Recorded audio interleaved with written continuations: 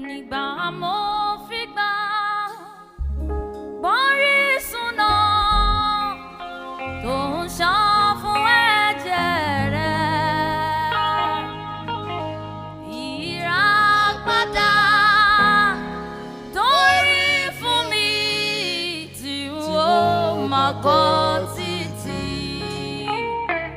tí ó máa kọ́ títí kábíyèsí o tí ó máa kọ́ títí ìràpadà torí fún mi tí ó máa kọ́ títí. Ó ní wọ́n na Jésù, wọ́n gún ní ọkọ̀ ẹ̀gbẹ́, wọ́n dé ní adé ẹ̀gún lórí, ó jẹ ìrora ńlá lórí igi àgbélébùú. Mo believe pé gbogbo àwọn ẹ̀yà ara ẹ̀ ó ń kú díẹ̀ kó tó wá sọ wípé ó parí. Ó ní ìràpadà torí fún mi tí ó máa kọ́ títí. Ó ní ẹ bá wa yìn Olúwa hallelujah. Ẹni bá mọ̀rẹ́ Jésù kó bá mi gbéga. Ẹ bá mi yìn Olúwa hallelujah. Ẹni bá mọ̀rẹ́ Jésù kó bá mi gbéga. Ẹ kọrin. Ẹni bá mọ̀rẹ́ rẹ̀ kó bá mi gbéga. Gbogbo ẹni bá mọ̀rẹ́ rẹ̀ kó bá mi gbéga. Ẹ bá mi yìn Olúwa hallelujah. Ẹni bá mọ̀rẹ́ Jésù kó bá mi gbéga. Ó ní ẹni tó fọ́run sílẹ̀ tó wá sáyé láti kú fún ẹ̀ṣẹ̀ aráyé gbogbo. Ẹ bá wa yìn Olúwa hallelujah. Ẹni bá mọ̀rẹ́ Jésù kó bá mi gbéga. Ẹni bá mọ̀rẹ́ rẹ̀ kó bá mi gbéga. Ẹni bá mọ̀rẹ́ rẹ̀ kó bá mi gbéga. Ẹ bá mi yìn Olúwa hallelujah. Ẹni bá mọ̀rẹ́ Jésù kó bá mi gbéga. A ní ọba lórí ayé, ó tóbi òwe. Agbanilógo ẹrú, olómìnira tó ń tẹ́ni lọ́rùn gbẹ̀dẹ̀. Ìwọ tó fi títóbi gbà mí lọ́wọ́ ogun tágbá òbí mi ò ká. Olùgbèjà mi tó bá mi rogun láyé mú mi lọ tó ṣẹ́gun. Akọni nìyàn o, ó ní Olúwa ó tóbi, ó tóbi o, ó tóbi. Olúwa ó tóbi, ó tóbi o, ó tóbi. Kò sẹ́ni tá lè fi ṣàkàwé rẹ̀ o, ó tóbi. Kò sẹ́ni tá lè fi ṣàfiwé rẹ̀ o, ó tóbi. Olúwa. Hallelujah. Let's go.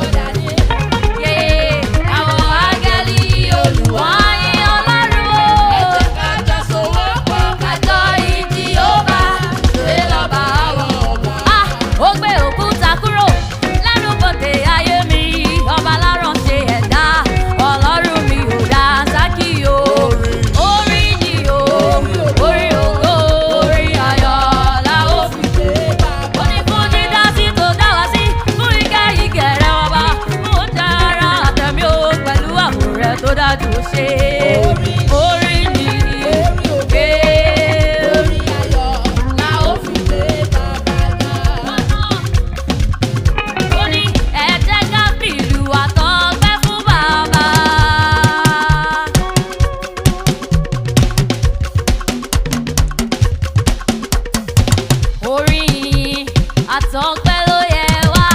Ìyanu ni ìbẹ̀rẹ̀ sí gbogbo wa. Ẹ kọrin ìyìn sọ́ba olóore. Hallelujah, ògo, ògo, ògo. Ìlú yìí Ọlọ́run wa, alààyè ni ó yí ọbọ̀ tiẹ̀. Hallelujah, ògo. Ó ní ẹnu wa kò dùn tó láti kọrin.